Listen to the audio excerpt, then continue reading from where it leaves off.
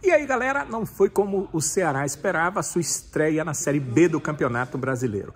Não foi como você, torcedor e torcedora, também esperavam. O Ceará enfrentou o Goiás, assim como ele, um dos candidatos a voltar à Série A do Brasileirão, e saiu de campo apenas com o empate. Uma coisa a gente precisa dizer: quem tentou vencer a partida do início ao fim foi o Ceará. E o Goiás, um time inteligente, que veio com um número de 5 atletas ali atrás, mesmo os jogadores de meio marcavam, até mesmo um dos atacantes voltava. O Galhardo não vi voltar tanto, mas o Boia sim, o Paulo Boia voltava sim, Paulo Baia voltava para fazer a marcação, para ajudar na marcação. Então tínhamos 3 no meio campo, os 5 defensores, o Paulo Baia que voltava, e a equipe do Goiás partia nos contra-ataques. Um time que tem o Paulo Baia num momento singular muito bom, ele acabou marcando o gol da equipe do Goiás numa dessas tentativas do Ceará à frente, que viraram o contra-ataque da equipe do Goiás e a oportunidade que o Baia acabou aproveitando para fazer 1-0. O Ceará esteve na iminência de tomar um segundo gol. O Richard defendeu um pênalti batido pelo Thiago Galhardo. O próprio Thiago Galhardo chutou a bola a gol e o David Ricardo, meio que de lado, de costas, acabou a bola tocando no braço dele.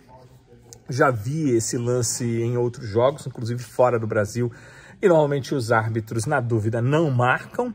O lance não dá uma certeza, pelo menos a imagem não dá uma certeza que a bola bateu no braço aberto, mas parece que bateu no braço junto ao corpo, no braço junto ao ombro. O pênalti foi marcado.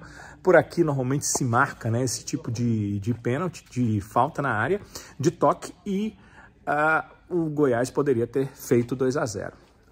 Poderia ter aberto um marcador que ficaria difícil do Ceará retirar. Mas o Richard realmente está no momento inspiradíssimo, de altíssimo nível, e conseguiu ir lá e fazer a defesa no pênalti batido pelo Galhardo. Ele não bateu mal, ele bateu no canto. Ele não bateu naquela zona que é mais fácil para a defesa do goleiro, que é uma zona assim, você não bate rasteiro, bate um pouquinho acima, mas não bate alto. Ele bateu um pouquinho acima dessa zona, um pouquinho mais alto que o normal para o goleiro. E o Richard, mesmo assim, como eu disse, está numa grande fase, vive um grande momento, e o anímico é sempre muito importante para o atleta de futebol. Foi lá e acabou fazendo a defesa. Recolocou o Ceará no jogo, porque o time parecia ter sentido o golpe, de ter tomado o gol jogando melhor. E assim o Ceará chegou ao seu gol de empate, também num lance de pênalti. Mais uma vez o Eric Pulga fazendo uma grande partida pelo Ceará, e na tentativa de drible na área ele acaba sendo calçado, e foi o Lucas Ribeiro que cometeu o pênalti, que foi batido pelo Lourenço, que tecnicamente é um dos melhores jogadores da equipe, mostrou mais uma vez na partida, marcou o gol, descolocando inclusive o goleiro Tadeu da equipe do Goiás, recolocou o Ceará na partida. Ainda era o primeiro tempo de jogo, era um gol bastante importante para levar o Ceará para uma segunda etapa em condição de vencer o jogo. O Ceará até volta com essa vontade toda, tem nos primeiros 20, 25 minutos oportunidades e massacrando a equipe do Goiás. O Goiás pouco teve chances contra o gol do Ceará nesse início de jogo, mas depois algumas alterações aconteceram nas duas equipes. Hoje estão 5 substituições, os treinadores fazem isso, e se você não faz a mesma coisa, o seu time acaba com jogadores mais cansados. Enquanto o adversário tem jogadores descansados em campo, você perde o domínio da posse de bola. Os dois times fizeram as alterações, e acho que o Goiás acabou se dando melhor nessas alterações. Não ofensivamente, ele não levou assim perigos à equipe do Ceará, mas teve mais a posse, deu menos oportunidades, foi menos massacrado, a não ser no finalzinho do jogo, quando o Ceará voltou, talvez naquele ímpeto de fim de jogo, para tentar o gol. O gol não aconteceu, apesar de 2 bolas na trave, né? No primeiro tempo, o Eric Pulga, muito marcado, consegue um espacinho e chuta uma bola na trave. Tadeu já não tinha mais o que fazer. E no segundo tempo, num lance de escanteio, o Matheus Felipe chega de cabeça, uma cabeçada muito forte, que poderia ter sido fulminante, mas bateu no travessão. Então o Ceará teve as melhores oportunidades, esteve para vencer o jogo, mas não venceu e acaba com um pontinho só diante dessa equipe do Goiás. O que é que dá para a gente analisar da equipe do Ceará? O time jogou mal? Não. O time faltou vontade para o time? Não. As substituições foram erradas? Eu entendo que não, embora deu para perceber no jogo que o psicológico do Janderson está muito mal. Ele não é nenhum craque de bola, mas ele errou praticamente tudo que ofensivamente ele tentou fazer no jogo. Então o Mancini precisa entender isso, precisa conversar com ele e precisa utilizar atletas que estejam no momento psicológico, anímico melhor, porque com o Janderson dessa forma atrapalha ele, que fica marcado pelo torcedor, atrapalha a equipe porque ele acaba não fazendo o que o time precisa, e isso também parou um pouco do ímpeto que o Ceará teve na segunda etapa de jogo. Mas não dá para dizer que o time foi mal, que fora o Janderson, e por esses motivos que eu já coloquei, não teve impetuosidade. Teve sim com todos os outros atletas, teve boas individualidades dentro da partida, mas não chegou ao gol. Falta alguma coisa ao time do Ceará? Eu diria que sim. E quando a gente vê o Janderson novamente em campo, a gente percebe o seguinte: a equipe certamente precisaria de um outro atacante com um pouco mais de contundência. E se não foi colocado, por exemplo, o Facundo Castro, é porque o Mancini percebeu que também não era jogo para ele. O Ceará precisava daquelas contratações que ele acabou não fazendo, principalmente a ideia de contratar um atacante pelo lado direito, a equipe se ressente disso, e não teve nenhum centroavante nessa temporada que dissesse: esse cara é o dono da camisa, que a gente chama de 9, mas seja qual for, esse é o dono daquele setor de campo para a equipe do Ceará. O Willian conseguiu fazer alguns gols, mas ele é tão importante para fazer o trabalho de lado, para marcar e chegar à frente, como ele consegue fazer com qualidade, que o Mancini opta por não tê-lo ali. O problema agora é que o Saulo Mineiro se contundiu durante a partida, o que também foi bem negativo para a equipe do Ceará, porque ele tem uma movimentação diferente. O Mancini colocou o Recalde, e aí vai ficar para a próxima partida ou o Recalde ou o Facundo Barceló, porque certamente com a contusão, o clube não fala sobre isso, obviamente vai deixar o mistério durante toda a semana. O Ceará só volta a jogar na outra segunda-feira, lá no interior de São Paulo, contra o Mirassol, mas certamente, se for uma contusão muscular, o Saulo saiu muito chateado, pegou a caneleira, jogou no chão, passou pela bandeira de escanteio, deu um chutão, não estava nada feliz porque certamente é uma contusão muscular, e se for, dificilmente ele volta para a próxima partida, e o Mancini tem poucas opções para aquele setor. A primeira pergunta da coletiva foi minha, eu já perguntei para ele sobre o seu time, a questão da vontade de vencer da equipe e de como ele observou estrear logo de cara, num campeonato novo, sem vencer, jogando em casa, num empate diante da equipe do Goiás. Não tenha dúvida que a gente queria sentar aqui e falar de uma vitória. O Ceará teve oportunidades para isso, foi o time dominante durante todo o jogo, sofreu um pouco porque acabou saindo atrás, aí ainda teve o pênalti que o Richard defendeu, mas é importante frisar que esse ímpeto por buscar a vitória, ele existiu mesmo quando a gente perdia o jogo. A equipe não desistiu em momento algum de atacar, de ser agressiva, de ser vertical, e eu acho que isso de certa forma tem que ser valorizado, porque embora a gente não tenha alcançado o objetivo, a gente mostrou que o Ceará ficou muito incomodado de não estar vencendo a partida, Nós até tivemos boas chances que foram desperdiçadas, mas acho que dentro de um conjunto todo, o Ceará fez um bom jogo, com números realmente bons, mas acabou, ora pecando na sua finalização ruim, ora o Tadeu defendendo, que fez uma ótima partida também. E eu acho que foi apresentado a nós o que é a Série B, o nosso adversário é uma equipe que caiu no ano passado, que remontou sua equipe, que tem um orçamento bom também e que dificultou bastante, Uma equipe jovem que está em formação, mas que dificultou, e eu acho que hoje a gente já sabe muito bem aquilo que vai enfrentar no campeonato dentro dessa Série B, que está cada ano mais equilibrada.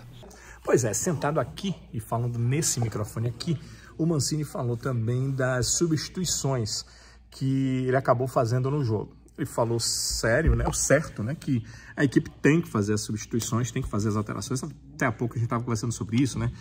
Hoje são 5 alterações. Aí vocês dizem assim, alguns de vocês dizem assim, e vocês ouvem de outros.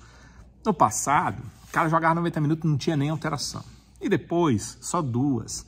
Só substituía quando precisava mesmo. Hoje, todo problema que vocês têm que entender, que a gente tem que entender, porque eu também vivi um momento que tinham 2, 3 substituições, é que você não usa as suas 5, o seu adversário usa. E aí ele vai jogar como atleta descansado para cima do seu cansado. Então você fica obrigado a mudar. Você pode até não fazer as 5, mas você é obrigado a fazer várias substituições no jogo. Então, isso aí tire da mente que, não, o cara aguenta os 90 minutos, porque em 1980, 90, os caras aguentavam os 90 minutos. Sim, o outro também tinha que aguentar, só tinha 2, 3 substituições. Agora são 5 e o teu adversário vai mexer. Às vezes ele vai fazer uma pausa com 3 alterações. E esses 3 descansados, mesmo às vezes com a qualidade técnica inferior do que o teu time ou do que os que eles substituíram, eles vão para cima do teu time com a questão física e vão vencer os duelos. É por isso que os treinadores mudam. Então o Mancini mudou e as mudanças não surtiram efeito. Estava falando do Janderson, mas no geral elas não surtiram efeito. O Guilherme Castilho bateu bem escanteios, foi participativo, ele sempre participa, ele não se esconde, ele participa do jogo, mas não fez diferença ofensivamente para a equipe e o Ceará acabou perdendo uma gana, um ímpeto que ele tinha até ali os 20 e poucos minutos. Primeiro porque o Goiás começou a entender como é que o Ceará chegava na área e começou a interromper os lances. Depois tiveram as substituições e o Goiás conseguiu ter jogadas de contra-ataque, principalmente com o Herculano, que entrou no segundo tempo e estava recebendo a bola nas costas dos defensores do Ceará. E aí o Ceará teve que tomar algumas precauções ali e já perdeu gente ofensiva, já perdeu atletas no campo ofensivo que ele tinha que tomar providências para não tomar o segundo gol, porque não podia tomar o gol. Quem quer vencer o jogo, óbvio, não pode estar perdendo a partida. Então o Mancini explicou algumas questões ligadas a essas substituições que tem que fazer mesmo e que ele entende que os jogadores que entraram não entraram mal, também não acho que entraram mal, só que não deram continuidade ao momento ofensivo forte que o Ceará teve nos primeiros minutos do segundo tempo de jogo. E ele falou sobre a janela de transferências. O Mancini confirmou que é muito notório de que essa questão do transfer ban atrapalhou o Ceará. Não vieram os atletas que deveriam ter vindo, muitos dos que estavam apalavrados, acertados, chegou na última semana, os caras foram decidir as vidas deles e não vieram para a equipe do Ceará. Além disso, o treinador falou que não era um momento também de contratações para transformar o nível da equipe. Embora ele tenha dito isso, o mais importante é que poderia ter contratado jogadores de melhor qualidade, mas essa questão do transfer ban, de cair só na última hora, de cair só na última semana, acabou atrapalhando as pretensões do Ceará de ter maior número de reforços e melhores reforços. Vocês lembram, vamos recapitular aqui o que o Ceará contratou. Ele contratou um goleiro e um volante. O goleiro foi o Michael Clayton, que é jogador do Vitória, foi emprestado ao Ceará. O Ceará contratou para ser mesmo o terceiro goleiro, não é um goleiro de grande nome, não acredito que ele vai brigar com o Richard, não acho que ele esteja no nível do Richard e do Bruno, mas é um goleiro mais experiente do que o César, por exemplo, que hoje é o terceiro goleiro do Ceará. Achei correta a contratação, achei que o Ceará precisava dessa contratação, mas claro, se pudesse ter contratado um goleiro melhor, mais experiente e com maior qualidade, melhor ainda, mas não poderia ficar sem um terceiro goleiro, então acho a contratação correta. Em relação ao volante, acho que foi boa. O Patrick de Luca, pelas vezes que vi jogar, é um bom jogador, é um jogador que pode dar nível de qualidade ao meio campo do Ceará, é um volante daqueles que não é só para marcar, que sabe jogar, então gostei da contratação do Patrick de Luca, mas não era o setor que o Ceará precisava. O Ceará não precisava de volante. O Ceará contratou o volante como oportunidade, e eu achei ótimo isso aí. Porque você tem uma oportunidade, porque eu não estou precisando agora, não vou trazer o jogador. Não, reforça o elenco. Correto. Achei ótima a contratação e o procedimento de contratar um jogador, mesmo sem ser exatamente a carência. Ótimo. O que eu não gostei é do Ceará não ter contratado para as suas principais carências. Precisava de mais um zagueiro. O Ceará teve dificuldades aí durante o campeonato. Eu acho que hoje o Ceará tem ali 3 zagueiros que você pode colocar a qualquer momento, que são Matheus, Ramon e o David Ricardo, mas ele continua precisando de outro zagueiro e deixar com que o Jonathan, que é um jogador das categorias de base, ele vai entrando quando houver necessidade, sem a obrigação, porque para um atleta jovem entrar com obrigação, com pressão, não é uma coisa positiva. Os clubes não fazem isso, não é assim que se deve trabalhar com um jovem atleta. E eu vejo no Jonathan um grande potencial, mas ele precisa dessa tranquilidade para, no momento certo, ganhar o seu espaço no time, no elenco de profissionais do Ceará. Então, mais um zagueiro seria muito importante. Não contratar um zagueiro foi muito ruim. Vamos pensar ali no meio campo. Volante, foi contratado o Patrick de Luca, eu traria mais um meia. Acho que o Ceará precisava de um meia com alguma contundência, talvez características diferentes. Um jogador de deixar os seus atacantes em condição de gol. Um atleta que talvez tivesse o drible, porque isso faz diferença. Eu contrataria. Ou então eu daria mais oportunidade para o Bruninho, porque ele tem essa característica, mas eu não vi ainda o Bruninho estar à vontade jogando pelo Ceará. Eu vi ele à vontade jogando no Guarani ano passado. Eu gostaria de vê-lo à vontade jogando no Ceará. Então, eu queria a contratação desse cara, mas tem em casa um jogador que pode ter o mesmo efeito dessa contratação, que é o Bruninho. Agora, algo precisa ser feito, precisa conversar talvez com ele, entendimento do que ele joga, entendimento do time para poder cooperar. Estou falando aí das contratações que o Ceará deveria ter feito. E para o ataque, um atacante pela direita era uma condição assim tão importante para contratar quanto a do zagueiro, no meu ponto de vista. Mas o Ceará não conseguiu fazer essa contratação. E a contratação de um centroavante também seria uma boa. Olha agora, com a questão do Saulo Mineiro, como é que o Ceará fica numa situação onde ele não tem o centroavante ali. Então, também seria um setor para se contratar. Atacante pela direita e centroavante. Tudo bem, já passou, não tem mais o que fazer.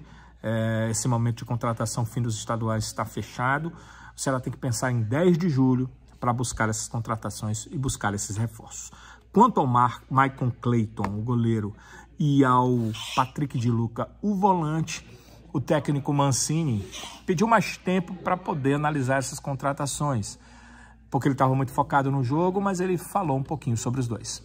Os reforços, eu gostaria de falar um pouquinho mais à frente, porque hoje eu estou muito com o jogo na cabeça. São 2 jogadores que vêm, obviamente, para nos ajudar muito. Um é um construtor nato de meio campo, né, que tem uma técnica apurada, que vai nos ajudar muito, principalmente como no jogo de hoje, onde a gente tinha que ter uma saída rápida de trás.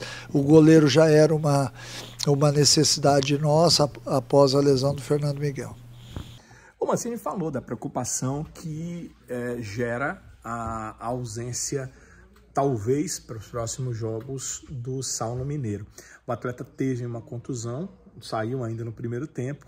Foi uma jogada ali com o Messias que foi dura mesmo, foi brutal, porque ele não aguentou e saiu. O Messias pediu muito para voltar, quando voltou se jogou no chão, tomou até cartão amarelo, porque o árbitro entendeu que, na verdade, ele entrou para cair e para fazer cera. O Goiás estava sofrendo com os ataques do Ceará naquela altura de jogo. Então, foi um lance meio complicado. Não sabe, eu até falei, não sabe, o departamento médico já deve ter uma ideia, mas ao certo, qual é a contusão do Saulo, mas parece ser muscular, e o Mancini também lamentou um pouco, até pelas poucas opções que ele tem. Ele até usou essa frase que eu pensei aqui: preocupa por não ter um elenco farto. Então ele não tem esse elenco farto, então ele acaba se preocupando quando ele perde um jogador, e no caso perdeu o Saulo Mineiro. O Mancini falou da questão de a torcida do Ceará ter não aplaudido, incentivado a sua equipe. Não foi aquele momento de grandes aplausos. O Ceará não venceu o jogo, o Ceará empatou o jogo. Mas a torcida entendeu e deu aqueles aplausos finais, como quem diz, entendemos que vocês fizeram melhor nessa partida, o que é bem importante. O Mancini também falou sobre essa questão e achou interessante a equipe ter tido esses aplausos do torcedor. O Mancini também falou já de perspectivas para a próxima partida. O Ceará vai jogar contra a equipe do Mirassol, tem pela frente aí um tempinho para, implementar mudanças táticas. Penso que se não tiver o Saulo, já mudar alguma coisa ali, porque a forma como o Saulo joga ofensivamente, só se ele colocar o Ailon, vai ser de uma outra forma, mas é mais parecida a movimentação. Mas se ele optar por Recalde ou Barceló, vai ter que jogar de uma forma diferente. E o Ceará só joga na outra segunda-feira, então há um tempinho até lá para esse jogo contra o Mirassol, e o Mancini falou um pouquinho sobre isso. Olha, não tenha dúvida que você ter uma semana, 8, 9 dias é fundamental, porque além de você recuperar o jogador deste jogo de hoje, você tem a possibilidade de ir fazendo os ajustes táticos na equipe, né? Depende muito da marcação adversária, a forma como o Ceará sai jogando. Se é com 2, se é com 3, se é usando um lateral por dentro, adiantando o outro, se é puxando o volante no centro de campo ou na lateral dos zagueiros. A gente tenta fazer sempre diferente para que o adversário não consiga nos marcar e até para que a gente tenha vários tipos de saída.